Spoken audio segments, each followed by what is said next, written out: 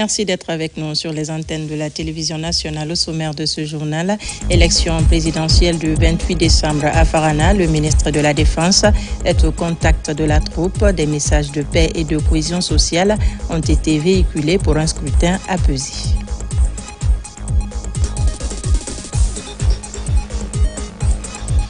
Rétrospective 2025, place au secteur de l'élevage et de la pêche. Des changements ont été opérés, des initiatives qui montrent une volonté de structurer ces secteurs pour assurer la durabilité et leur contribution au développement économique du pays. Nous irons au Maroc pour parler du festival Timitar, un rendez-vous culturel qui mobilise des musiciens venus de tous les coins du monde, espace de dialogue et de partage d'idées entre les festivaliers. C'est tout pour les titres.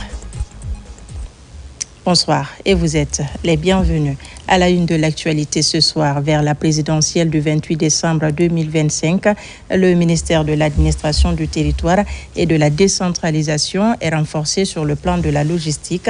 En effet, l'État vient de mettre à la disposition du département de nouveaux véhicules.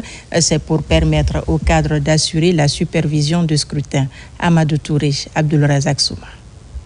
Des véhicules 4x4 mis à la disposition du ministère de l'administration du territoire et de la décentralisation pour la restauration de l'autorité de l'État d'une part et de l'autre, assurer la supervision du scrutin présidentiel du 28 décembre 2025.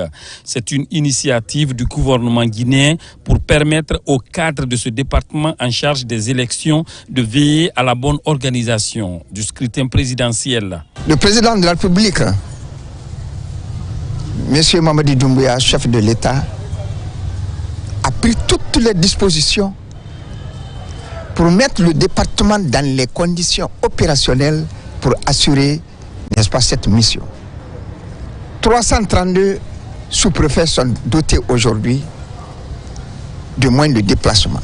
Les 33 préfets sont aussi dotés des véhicules sortis d'usine. Les 8 gouverneurs pour restaurer l'autorité de l'État à la base. Nous le remercions. Parallèlement, le département, à travers la Direction générale des élections, a lancé la formation des formateurs seniors des membres des commissions administratives de centralisation des votes, CACV. Pendant 2 jours, ces magistrats, cadres du département de l'administration du territoire et de la décentralisation et autres personnes ressources vont approfondir leurs connaissances sur les procédures de composition et de désignation des membres des bureaux de vote, le dépouillement des votes et la transmission des résultats. Nous vous tendons cette main franche de continuer à appuyer cette jeune direction qui est la Direction générale des élections pour que nous puissions ensemble relever ce deuxième défi. Au même moment, la Direction générale des élections a lancé la formation des formateurs nationaux des membres des bureaux de vote. Toutes ces initiatives visent à concourir à la réussite du scrutin présidentiel du 28 décembre 2025. Le président de la Haute Autorité de la Communication poursuit sa tournée de sensibilisation à l'intérieur du pays. Boubacar Yassine Diallo était à Kindia où il a rencontré les journalistes des médias publics et privés autour des questions de responsabilité sociale des journalistes. Le point avec Yaya Silla.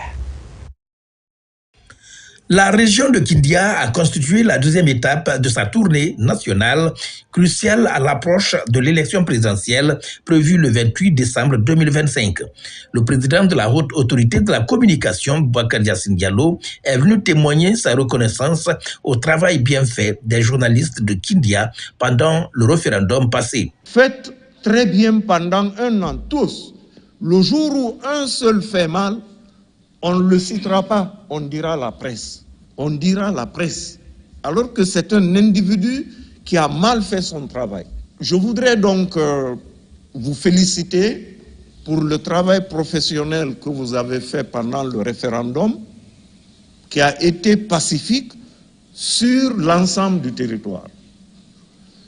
Je vous demande humblement d'assumer de la même manière la couverture médiatique de l'élection présidentielle du 28 décembre 2025. Plusieurs autres points ont été soulignés, notamment la fragilité du secteur de la presse du point de vue économique, la création des sites web au lieu de web TV qui n'est pas autorisé par la loi et la gestion transparente des subventions publiques. Entièrement à votre disposition, chers journalistes.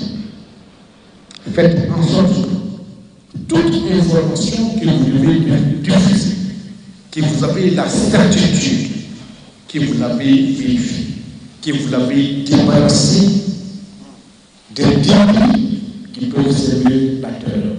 Cette tournée de sensibilisation du président de la Haute Autorité de la Communication se poursuit dans les autres régions de la Guinée. Je vous l'annonçais dans les titres, le ministre de la Défense nationale est à Farana. Il a pris part au rassemblement général de la troupe à la portion centrale du bataillon autonome de la dite région. Des messages de félicitations et d'encouragement ont été formulés par l'ambassadeur Aboubakar Sidiki Camara à la troupe. Caporal Mabinti Keita, correspondante de la presse militaire. En séjour dans la savane guinéenne, le ministre de la Défense nationale est à la portion centrale du bataillon autonome de Farana. Il prend part au rassemblement général de la troupe.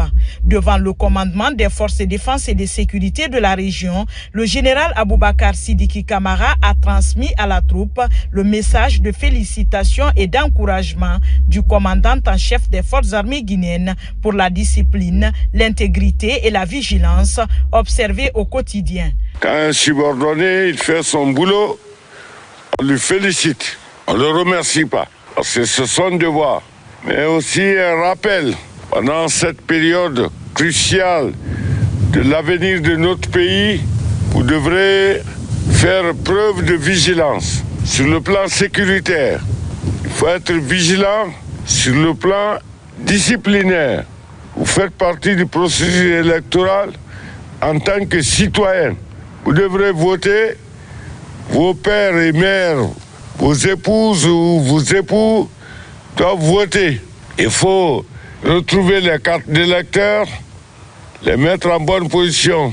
À quelques jours du scrutin présidentiel du 28 décembre, le ministre de la Défense nationale a mis l'occasion à profit pour inviter les hommes en uniforme à redoubler la vigilance pour une élection sécurisée et apaisée sur toute l'étendue du territoire national. Évitez les réseaux sociaux.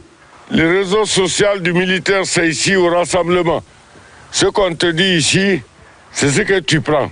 Tant que le militaire dit à vos ordres, tu n'as pas de problème. Voilà pourquoi je suis là, pour venir vous saluer.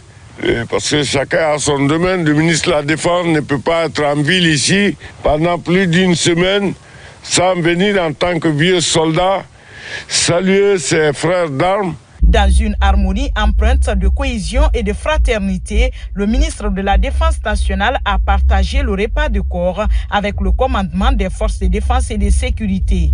Une manière de prouver son attachement aux valeurs civiques et militaires. Dans la même région, jeunes leaders, associations de femmes et de jeunes filles se mobilisent pour la paix, une initiative portée par la Direction générale des élections et le Conseil national des jeunes de Guinée. RTG Farana, Ibrahima Oulien Fofana. Dans la salle de réunion de la préfecture de Farana, le Conseil national des jeunes de Guinée échange avec les couches juvéniles. Ce cadre de sensibilisation s'inscrit dans le partenariat entre le ministère de l'administration du territoire et le ministère de la jeunesse pour prévenir les tensions en période électorale. Il faut que pendant les élections, qu'il y ait la paix, qu'il y ait la cohésion et que la mobilisation soit très forte. Tous ceux qui ont l'âge de voter, qui disposent des cartes, dites-leur d'aller vers les bureaux de vote et essayer de voter pour la personne qu'ils veulent. Les échanges portent sur les enjeux électoraux et la préservation de la paix. La direction régionale des élections et le Conseil national des jeunes prêtent une oreille attentive aux préoccupations des participants afin de mieux les éclairer sur leur rôle et responsabilités. Alors nous sommes ici parce que le 28 décembre 2025, toute la population guinéenne, en grande partie composée de jeunes, sera appelée aux urnes pour voter. Alors on est venu pour sensibiliser les jeunes, pour les mobiliser pour une participation massive au processus électoral et après pour l'acceptation des résultats, et surtout pour qu'ils soient des acteurs de paix à travers des messages bien structurés à véhiculer pour mobiliser les citoyens à grande échelle pour cette élection. Au cours des échanges, nous avons compris le comportement qu'on doit adopter avant les élections, pendant les élections et après les élections. Je sors vraiment satisfait, je sors outillé parce que je sais déjà le comportement que je dois adopter avant le 28, pendant le 28 et après le 28. Cette campagne de mobilisation citoyenne menée avec l'implication de la société civile vise une participation électorale responsable, la prévention des tensions et violences, le respect des règles électorales et de la cohésion sociale tout au long du processus électoral. Elles sont appelées Femmes de foi de Guinée. Elles viennent d'organiser une lecture du Saint-Coran au Centre islamique de Donka. La démarche s'inscrit dans le cadre de la promotion de la paix et de la quiétude sociale. La cérémonie a mobilisé les sages des 13 communes de Conakry et les associations islamiques. Compte rendu Fatmata Batouli Diallo. Elles ne partagent pas la même religion, mais elles ont une vision commune, celle de promouvoir le vivre ensemble en Guinée. Réunies dans cette salle polyvalente du Centre islamique de Donka, ces femmes musulmanes et chrétiennes ont décidé de parler d'une seule voix pour prêcher la paix et la non-violence en cette période électorale. La Guinée a besoin de repères, elle a besoin de lumière, elle a besoin de voix qui apaisent. Et ces voix, c'est les nôtres, les voix des femmes. Nous, femmes de foi, savons ce que signifie veiller. Nous veillons sur nos familles, sur nos communautés, sur nos lieux de culte, sur nos enfants, sur nos valeurs. Nous veillons sur la paix, souvent dans le silence, parfois dans la fatigue, mais toujours avec conviction. Par des prières et des sensibilisations axées sur le rôle et l'implication des femmes de foi dans le maintien de la paix et de la quiétude sociale, elles entendent renforcer l'éducation parentale et cultiver le bon comportement dans la société. Nous avons réuni les femmes aujourd'hui pour les exhorter. C'est nous qui devons conseiller, c'est nous qui devons éduquer, c'est nous qui devons, c'est-à-dire prendre tout en charge. Nous sommes obligés de le faire. Et on est à l'orée des élections. Les élections, c'est nous, c'est pas les hommes. Quand les mamans appellent les enfants, il n'y a aucun acteur politique en Guinée et social qui ne vient pas d'une maman. C'est les mamans qui ont appelé les Guinéennes à œuvrer et cultiver le sens de la paix. Ces femmes de foi réaffirment ainsi leur détermination à être des actrices de paix et de cohésion sociale. Sensibilisation sur la paix en période électorale. Les femmes pour l'excellence et la paix FEPA ont sillonné les marchés de Bessia et Madina pour passer des messages de paix et d'unité nationale à ceux afin que règne le vivre ensemble avant, pendant et après l'élection présidentielle du 28 décembre prochain. Plus de détails avec Ousmane Ba et Youssouf Kamara. C'est une campagne de sensibilisation citoyenne dans les communes de Matam, Bessia, Matoto et Ratoma. Une initiative de la structure Femmes pour l'excellence et la paix en vue des élections libres et apaisées le 28 décembre prochain. À Bessia, la foule a répondu massivement à l'appel. Sur place, l'ambiance est époustouflante. Toutes et tous adhèrent aux idéaux de paix avec des messages forts. Nous avons décidé de faire une sensibilisation de masse dans les marchés de Madina et de Bessia pour prôner la paix, pour donner un message de paix, pour sensibiliser les femmes, pour dire aux femmes que les élections ne sont pas une période de compétition. Les élections ne sont pas une période où il faut se lancer des flèches. Les élections, c'est juste un processus qui vient, qui passe. Donc nous voulons donner un message de paix aux femmes, d'aller dans un climat de paix, voter et après le vote, d'accepter les résultats tels qu'elles seront pour que la Guinée reste unie et indivisible. Après Bessia, l'équipe est au marché de Madina, le poumon économique de Conakry. Les femmes qui constituent le baromètre de la société sont sur place et les mêmes messages de paix et de cohésion sociale sont distillés. Le jour des élections, je souhaite que le scrutin se déroule dans la paix et la quiétude. Chacun doit s'impliquer à tous les niveaux pour que règne la paix dans tout le pays. Déterminée à aller jusqu'au bout, l'ONG Femmes pour l'excellence et la paix envisage de déployer des équipes le jour des élections pour constater la réussite de leurs efforts fournis pendant cette période de campagne présidentielle. Dans la sous-préfecture de Kouroussa, les sages de la sous-préfecture de Babila se sont retrouvés pour une grande cérémonie de lecture du Saint-Coran. Des prières ont été faites pour une élection apaisée dans notre pays. Les imams des 15 localités relevant de la juridiction de Babila ont répondu présents à l'appel. Notre reporter Bakari Bamba Kondé était de la partie. Suivez. Dans un élan de solidarité et de paix, les sages des 15 districts de la sous-préfecture de Babila, situés dans la préfecture de Kouroussa, se sont réunis sur la place publique pour promouvoir le vivre ensemble à l'approche des élections présidentielles. Cette rencontre est également l'occasion de prier pour un bon déroulement de la présidentielle du 28 décembre prochain à travers toute la Guinée. Un moment fort symbolisant l'espoir d'une Guinée nouvelle. Elhadj Amadi Keita à la Cour suprême de Conakry. Il a pris cette initiative effectivement au nom du village et pour effectuer cette lecture de Coran pour l'apaisement et la paix et l'entente au sein de notre communauté. Ces sages de Hamana ont plusieurs fois rappelé l'importance de l'unité et de la sérénité dans le processus électoral. Ils ont aussi appelé tous les citoyens à privilégier le dialogue et la compréhension mutuelle afin d'éviter les tensions et les conflits en cette période sensible. C'est pour une élection apaisée que cette cérémonie est initiée, mais aussi pour la prospérité et le développement du pays, qu'il y ait assez de bonheur en Guinée et que tout le monde en bénéficie. Nous demandons à tous les Guinéens de mettre le pays au-dessus de tout. Les autorités sous-préfectorales ont évoqué le rôle crucial des élections dans le développement du pays et insisté sur le droit de vote, soulignant que chaque voix compte. La sensibilisation est en cours, savoir voter dans les urnes. Dans la paix et tranquillité, on a les présidents de district et consorts qui s'entretiennent avec les gens, la communauté et autres, pour qu'il y ait toujours la paix dans la communauté. La rencontre des sages de Babila est un appel à la paix et à l'unité à l'approche des élections présidentielles. En s'unissant autour d'une prière pour leur pays, ils montrent que la solidarité et le respect mutuel sont essentiels pour assurer un avenir serein et prospère pour tous les Guinéens. C'est un pas important vers l'amélioration de la gestion des finances publiques en Guinée. Une rencontre nationale de validation du plan stratégique 2026-2030 a eu lieu à Conakry, une initiative du ministère de l'Économie et des Finances à travers la Direction générale du contrôle des marchés publics.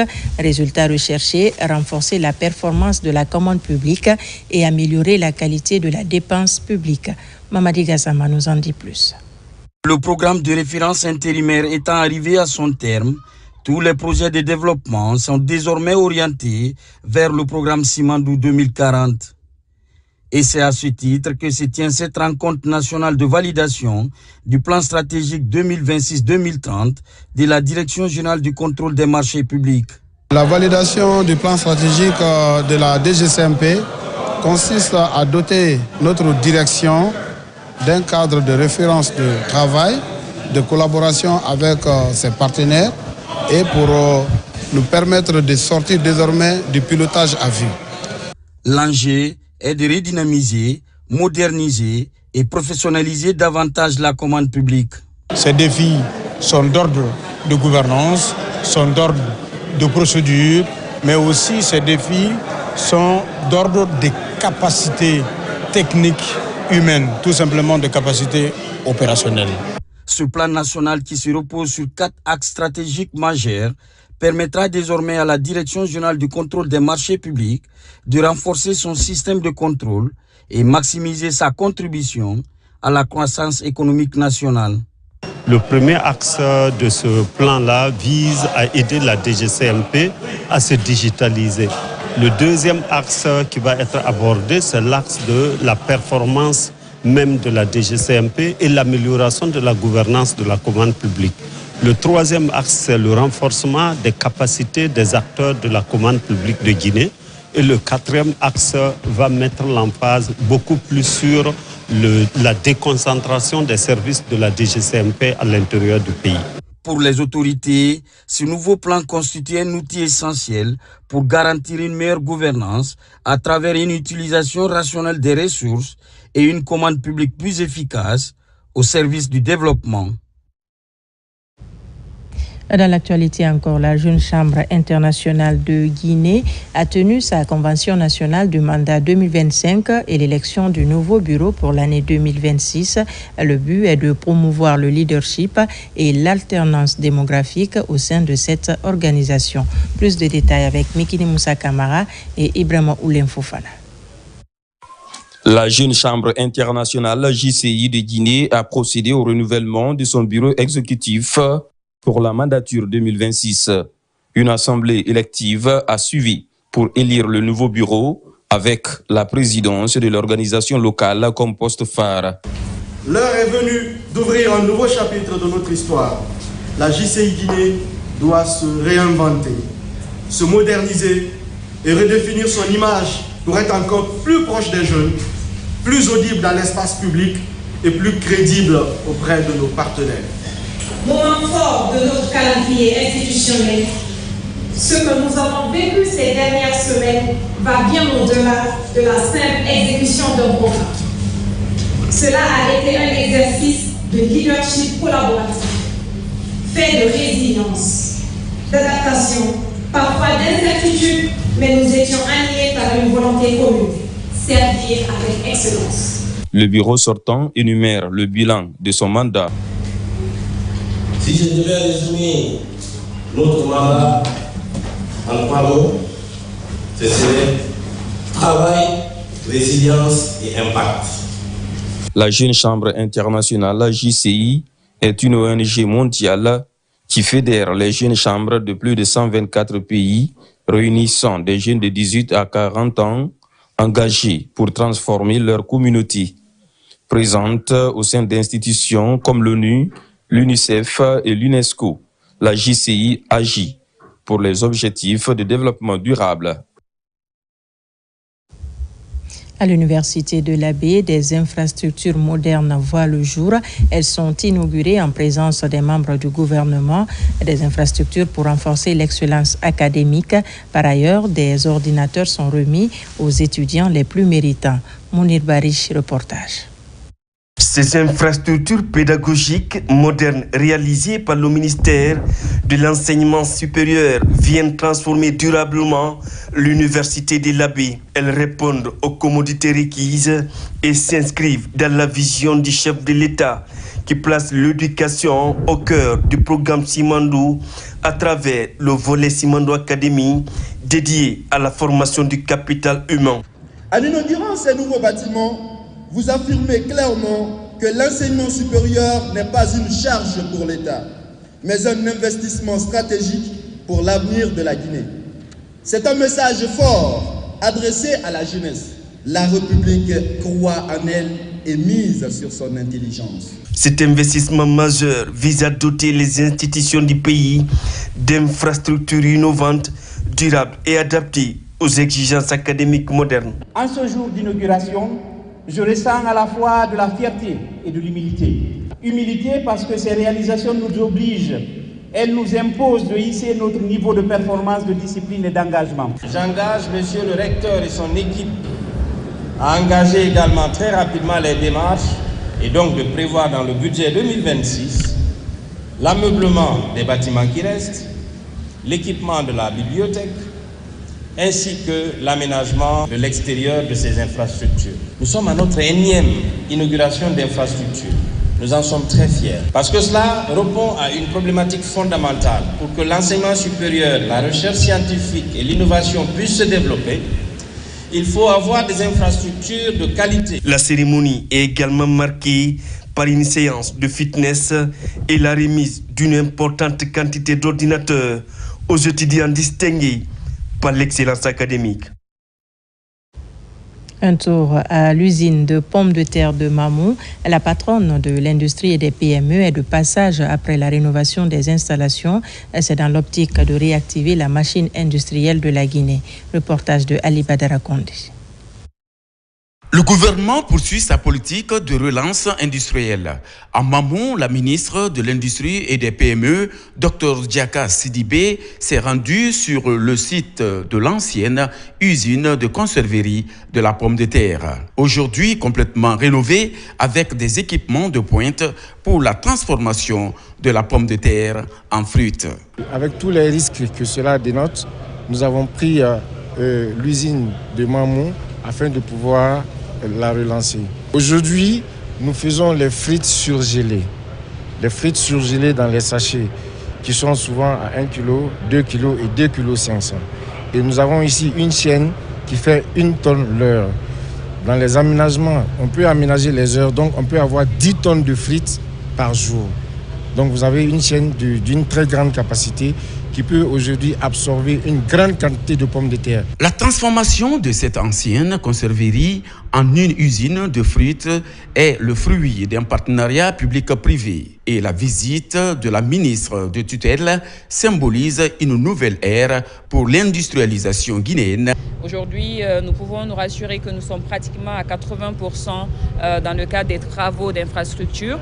La chaîne est déjà installée et nous espérons que dans les 2 prochaines semaines, nous allons mettre les lignes en marche pour le test et que nous puissions avoir aussi des produits de qualité. Désormais, qu'on se dise quand même la région de Mamou, Pita et autres qui sont le cœur battant même de la pomme de terre.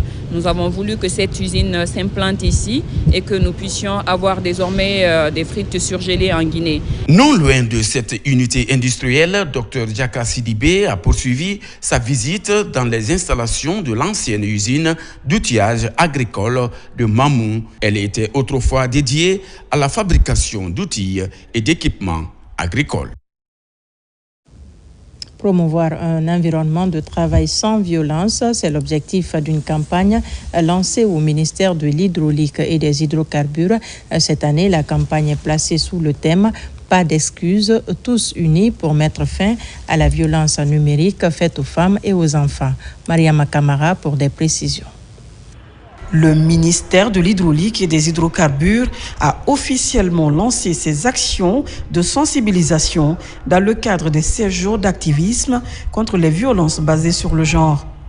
Une occasion pour rappeler à tous les cadres et agents leur rôle essentiel pour prévenir et dénoncer ces violences afin de garantir un milieu professionnel sûr et respectueux. En se connectant, il faut qu'on sache d'abord à quoi on s'expose. Les images, quand elles sont diffusées une seule fois, dans 10 ans après, on peut retrouver les mêmes images. Pour lutter quelque chose, il faut savoir ce que c'est. On veut les sensibiliser, les former aussi, qu'il y ait une approche très directe par rapport à la sensibilisation. À cette occasion, l'ensemble du personnel a été encouragé à devenir des ambassadeurs de cette lutte, mais aussi à renforcer la vigilance collective face à ces nouveaux dangers. Je lance un appel solennel à toutes les femmes du département, à toutes les directions du département relevant de notre ministère de porter ce message dans les foyers, dans les entreprises. Il faut qu'on dise non aux violences faites aux femmes. Aujourd'hui, nous avons mis en place des plateformes de discussion, d'échange pour enfin prendre en main toute forme de violence. Nous voulons animer un environnement sain, un environnement durable. Avec cette initiative, le ministère réaffirme son engagement à protéger les droits des femmes et des enfants, tout en soutenant toutes les actions en faveur d'une société plus juste et plus équitable. Sur un autre plan, l'ONG La Force Citoyenne mobilise des étudiants autour d'un sujet de société sans tabou. Les effets liés à l'excision et d'autres sujets concernant la vie sexuelle et reproductive sont abordés. L'objectif est d'apprendre aux jeunes à mieux connaître leur corps. Maïmouna Bella Diallo. C'est un sujet d'actualité majeure au sein de nos sociétés. Face à la persistance de pratiques néfastes telles que l'excision, l'ONG Force Citoyenne mobilise des étudiants et des spécialistes de la santé afin d'aborder les questions liées à la santé et au bien-être psychologique des jeunes. La démystification du corps humain et la lutte contre les tabous sont au cœur des panels organisés. Ça me sert à mieux pouvoir discuter autour de moi, influencer peut-être mes petites sœurs, mes jeunes frères aussi, et à mieux sensibiliser autour de moi. Mon attente, c'est que les jeunes soient à l'écoute. C'est important de connaître et de comprendre son corps. Parce que si on ne connaît pas son corps, on ne peut pas être à l'écoute.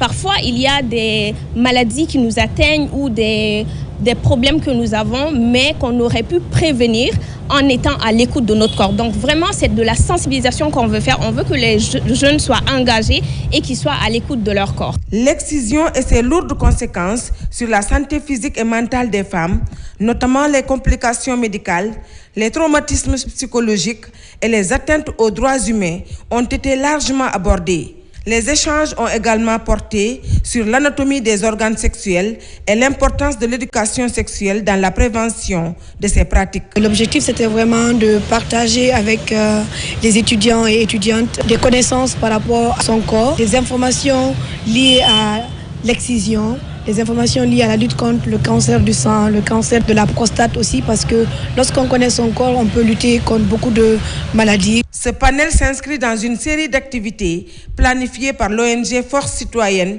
qui entend renforcer la sensibilisation et l'information des jeunes.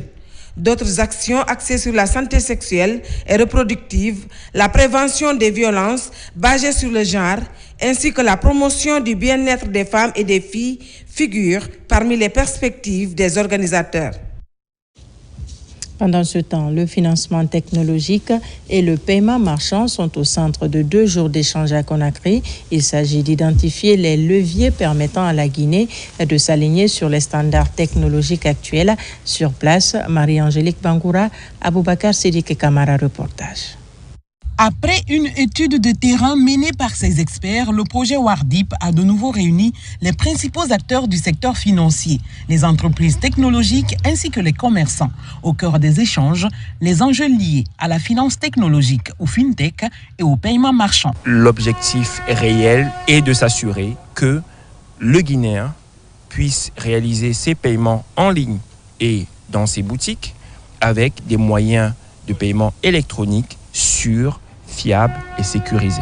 Conscient au fait de ces défis, que les autorités de la Banque centrale, grâce à l'appui de la Banque mondiale à travers le projet WARDIP, ont initié au fait des études diagnostiques sur les fintech et le développement des paiements marchands. Cette initiative représente pour les parties prenantes une opportunité majeure pour améliorer les transactions financières. Ils estiment que le développement des solutions fintech pourrait contribuer à réduire la rupture de liquidité à laquelle la Guinée fait face. Ces travaux sont d'une importance capitale pour des acteurs comme nous parce que ça nous permet d'avoir une idée claire de l'état des lieux pour qu'on puisse asseoir un écosystème très très performant, dynamique et qui peut permettre faciliter les investissements et le déploiement des fintech en Guinée. Il y a beaucoup de problèmes liés au cash, raison pour laquelle aujourd'hui toutes les démarches sont en train d'être fournies pour qu'il y ait ce changement, qu'il y ait cette révolution aussi dans la dynamique des finances chez nous en République de Guinée. Au terme de ces 2 jours d'échange, les participants ont réaffirmé leur engagement à accompagner la Guinée vers une meilleure stabilité économique. Ils appellent à une adoption accrue des solutions fintech à des coûts accessibles pour les entreprises, les commerçants et les consommateurs afin d'accélérer l'intégration du digital dans les pratiques financières. Travaux publics avec la poursuite des travaux de construction des voiries urbaines dans le Grand Conakry. Sur les différents chantiers, les entreprises s'activent pour respecter le délai contractuel annoncé lors de l'octroi des différents marchés. Sur les 11 km de la T7 au carrefour Grand Moulin, le groupe Guiter entame la vitesse de croisière sur ce tronçon avec la remise des clés de Caterpillar aux opérateurs du groupe. Falilou Diallo, Morlaï Souma. Sur ce tronçon de 11 km, c'est une route 2x2 voies qui sera construite avec une largeur de 49 mètres et 10 arrêts bus, dont 5 de chaque côté. C'est pour accélérer la cadence des machines sur le chantier que cette cérémonie de remise de clés Nimba aux opérateurs du groupe Guiter est organisée.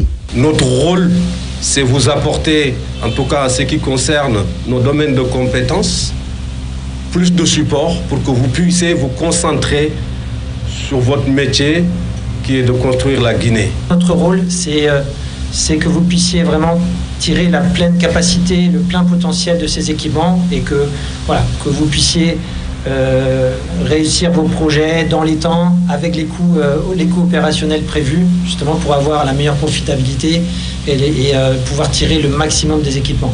Avec ces machines Caterpillar, c'est la vitesse de croisière qui sera désormais entamée sur ce chantier routier.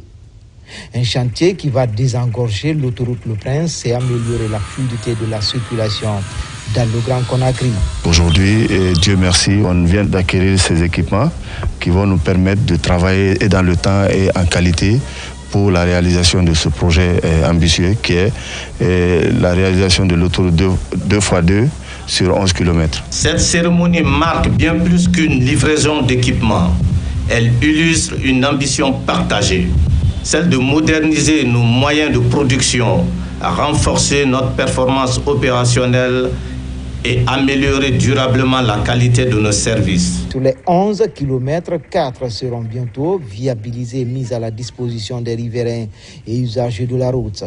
Mais l'entreprise plaide pour le dégagement des 7 km autres restants pour achever les travaux, selon le délai contractuel.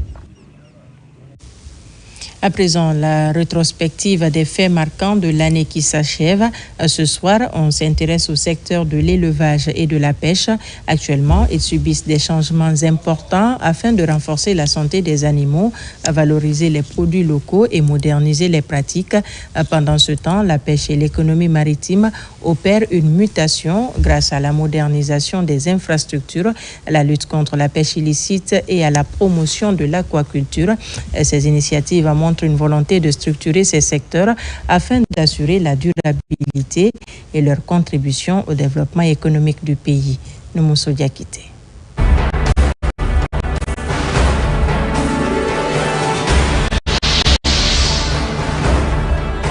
L'année qui s'achève aura été marquée par une dynamique nouvelle dans le monde rural guinéen, affirmant ainsi son rôle essentiel dans le développement national.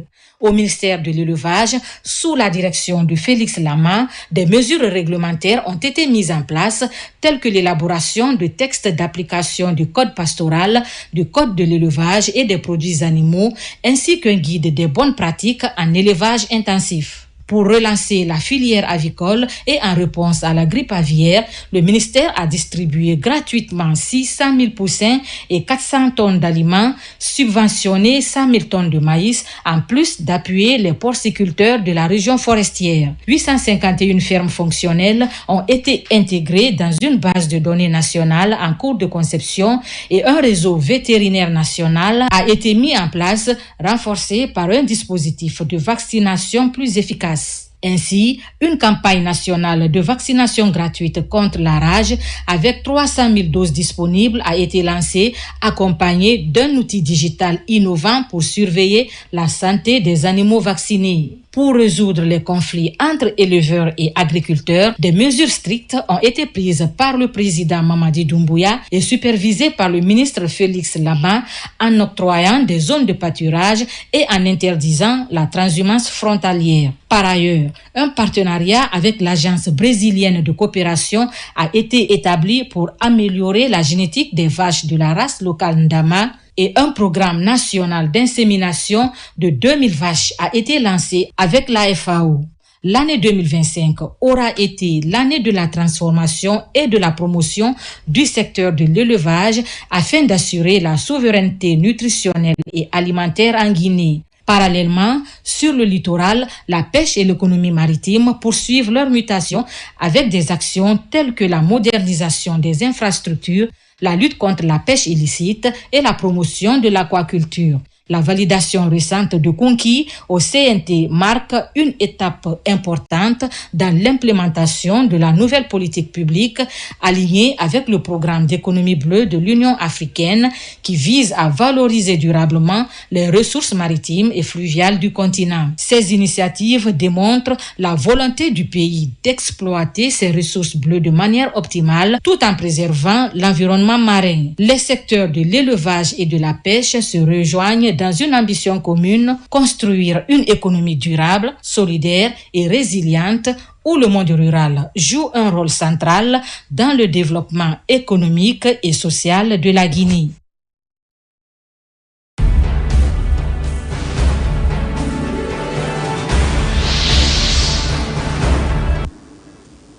Et c'est parti pour le lancement officiel des activités de l'entreprise minière Nimba Mining dans la préfecture de Boké. Il s'agit de l'arrivée du premier train chargé de bauxite au port de Kamsar, à l'occasion pour les responsables de cette société de réaffirmer leur engagement au respect du contenu local et contribuer à booster l'économie nationale. Younous Atawel Kamara est notre correspondant dans la région. C'est le premier train minéralier du Nimba Mining Company. L'arrivée de ce train chargé de bauxite ici au port de Kamsar annonce le démarrage effectif des activités de cette compagnie minière qui évolue dans la région de Boké, plus précisément dans la zone de Tingilinta, sous-préfecture de Sangaredi. Je crois qu'on peut dire aujourd'hui que la Guinée, elle va pouvoir donner des leçons au reste du monde comment démarrer une mine rapidement. Je voudrais remercier le département sécurité, les pompiers, l'équipe IRT, une société 100% guinéenne, 99% d'employés guinéens. Cet instant marque un tournant majeur pour notre compagnie.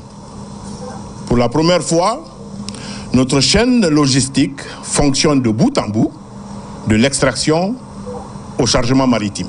Ce lancement est le résultat d'un travail collectif exceptionnel. Nos équipes de la mine, du chemin de fer, du port, de la maintenance, de la sécurité, de la sûreté industrielle, de l'environnement et de l'ingénierie, sans oublier nos supports de gestion de l'entreprise. Le lancement officiel des activités du Nimba Mining Company suscite beaucoup d'engouement et d'espoir chez les travailleurs. La santé et la sécurité des employés, mais aussi le climat d'une bonne cohabitation avec la population riveraine sont entre autres priorités de l'entreprise. On a tous les outils qu'il faut, on a des équipes compétentes qui sont là aussi.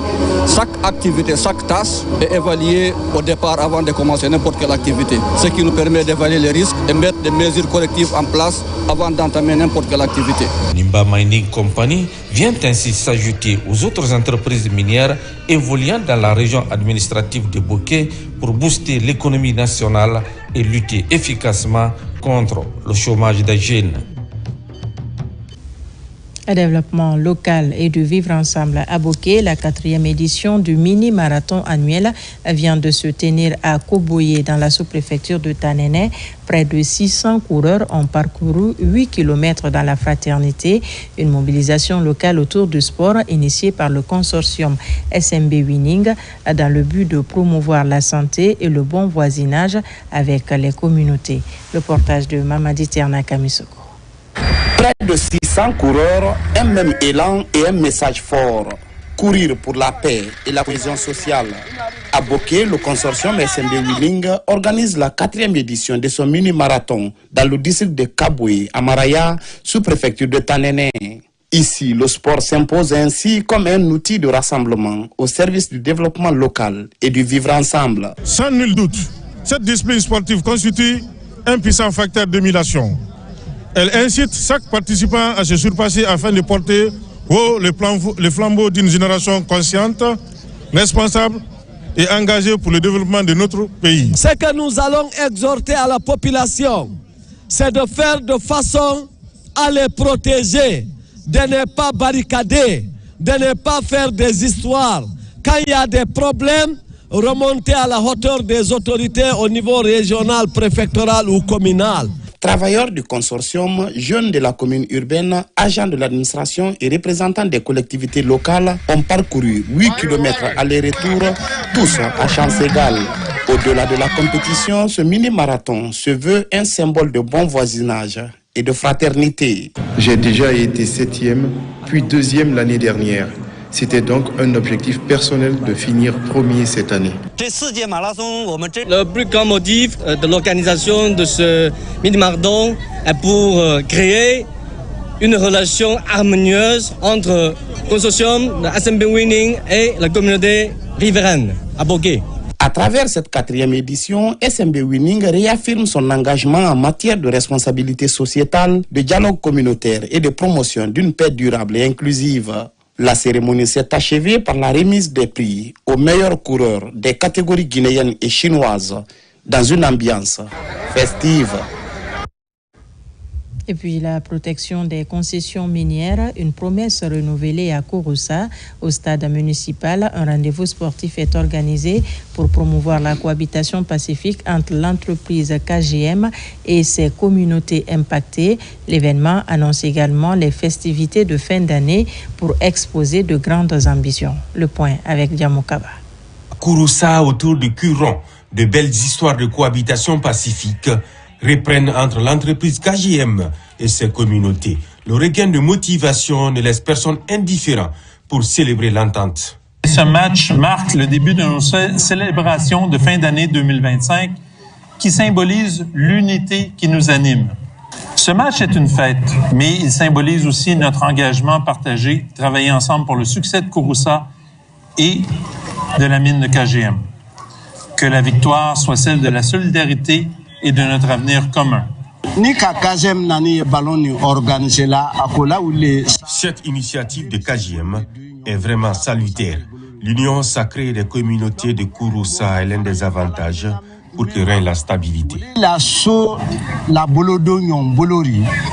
La nouvelle dynamique insufflée démontre l'aspect positif du football comme un véritable facteur de rassemblement et de cohésion.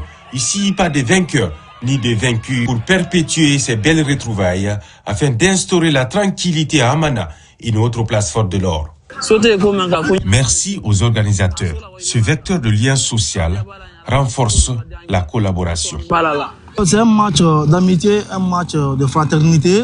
Ça garantit la sûreté et la communauté. Ce symbole fort posé par Kouroussa Gold Mine a une autre idée, celle de doter les communautés riveraines de mécanismes d'autogestion et de prévention de conflits, avec en toile de fond des messages de sensibilisation à la paix. Culture pour terminer, on se rend dans la ville de Agadir au Maroc pour vivre le festival Timitar, un rendez-vous culturel qui mobilise des musiciens venus de tous les coins du monde. Ce festival est un véritable espace de dialogue et de partage d'idées entre les festivaliers. On retrouve notre envoyé spécial, Ousmane Ba. Le festival Timitar d'Agadir au Maroc se veut un espace de dialogue où se côtoient les cultures maghrébines avec la musique amazigh et celle du monde entier.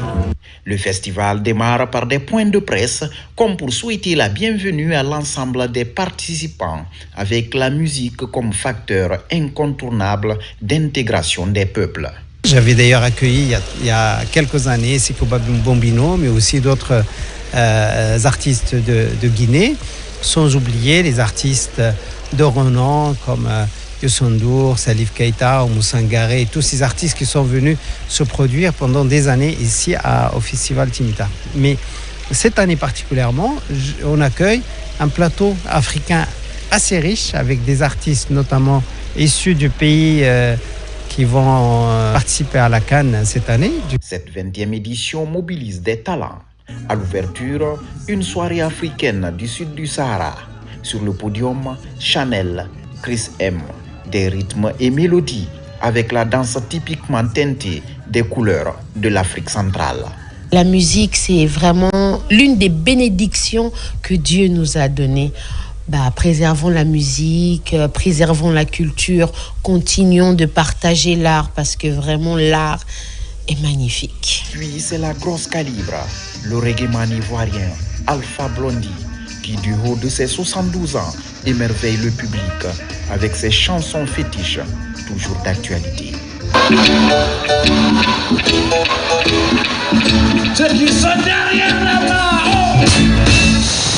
Cette première journée est riche de couleurs, mettant en exergue la place de la musique dans le renforcement des liens entre les peuples pour un devenir commun de l'humanité tout entière. Et voilà qui m'a fait à ce journal. Merci de nous avoir reçus chez vous. L'actualité se poursuit sur notre site le www.rtgguinée.info. Je vous dis à très vite pour d'autres informations de la Guinée, notre paradis, terre de richesse et d'innovation. Afrique.